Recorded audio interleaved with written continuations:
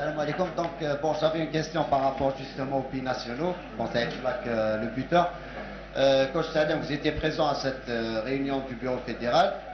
Par rapport à ces critères de sélection et aussi par rapport à la prospection à l'avenir des joueurs binationaux. On sait que durant les dernières années, la sélection algérienne s'est focalisée souvent sur le joueur binational. Donc, est-ce qu'on peut avoir, est-ce que la DTN va avoir, disons, un rôle dans l'avenir par rapport à ce choix des joueurs binationaux? Je peux citer en exemple le jeune Awar de Lyon.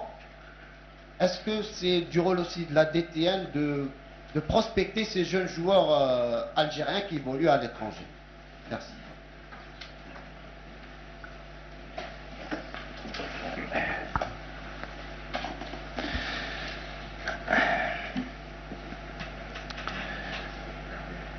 Je pense que la tâche que nous devons avoir, la DTN actuellement, ce n'est pas le cas de l'équipe. Hein. Parce que le cas d'Awar, je pense qu'il est beaucoup plus destiné peut-être à l'avenir, s'il n'y aura pas un deuxième cas Fekir, d'accord? Parce que là, il faut avancer progressivement pour l'avoir. Parce que déjà, je pense que les Français se sont bien préparés cette fois-ci pour ne pas... Parce que ce n'est pas eux qui forment. Donc je pense que les gens ont pris leur disposition pour que des éléments comme ça, de très haut niveau, qui sont formés, qui ont un investissement de plusieurs années, parce que c'est plus de 10 ans, aussi bien au niveau des clubs, donc au niveau de Lyon, qu'au niveau des équipes nationales. Donc ça ne va pas se passer facilement. Donc c'est pour cette raison que nous, dans le plan, ce que vous devez comprendre, on repart à zéro. On repart à la base. Malgré les difficultés qu'il y a sur le terrain, ce qu'a énuméré tout à l'heure M. Jebour. Donc c'est ça. Donc on va aller dans la difficulté pour recréer la base, notamment, et la formation. On donne l'exemple et on espère que les clubs, normalement c'est le rôle des clubs, et on espère que les clubs vont suivre. D'accord? Voilà notre objectif. Notre objectif, c'est de repartir et on va découvrir des jeunes et on va les faire travailler, on va les faire améliorer, etc.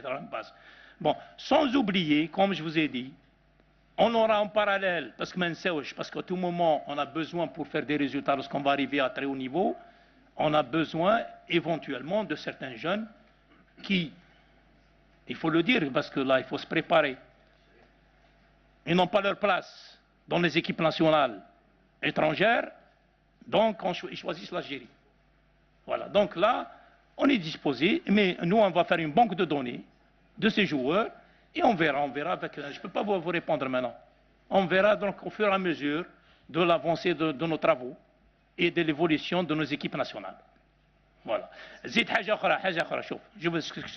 tiens à vous dire. Parce que là, je pense que vous n'avez pas compris l'ampleur de la difficulté. Actuellement, les équipes nationales, nous sommes les derniers à repartir. Tout ça fait un bon moment déjà au niveau des U21, des U20, les U17, ils sont déjà opérationnels. Les Masraïens, la même chose. Ils sont bien avancés. Les Marocains également. Ils ont une excellente DTN qui a fait un boulot énorme depuis quelques années et maintenant ils sont avec l'équipe A et avec les équipes. Donc des 21 ans, ils sont revenus à très haut niveau. Donc nous, on vient de repartir. Et on va essayer de s'accrocher. Ça ne veut pas dire qu'on va faire. L'erreur à ne pas faire, c'est qu'on va commencer un processus de formation. Si jamais, admettons que les 17 ans, ils vont jouer une compétition, ils vont être éliminés. D'habitude, qu'est-ce qu'on fait ici? On arrête tout, on remballe tout le monde. Mais non, le processus de formation, c'est de continuer, même s'il y a échec. Il faut continuer à travailler parce que le processus n'est pas terminé. Le processus, il faut le terminer à 21, 23 ans. À ce moment-là, d'accord.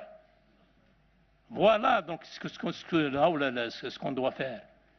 C'est repartir à la base, donner un volume de travail, donner un contenu valable, donner tout ça, et on essaie de revenir progressivement pour avoir une base la plus large de joueurs ici en Algérie. On ne produit plus, depuis quelques années, on ne produit plus de joueurs de haut niveau.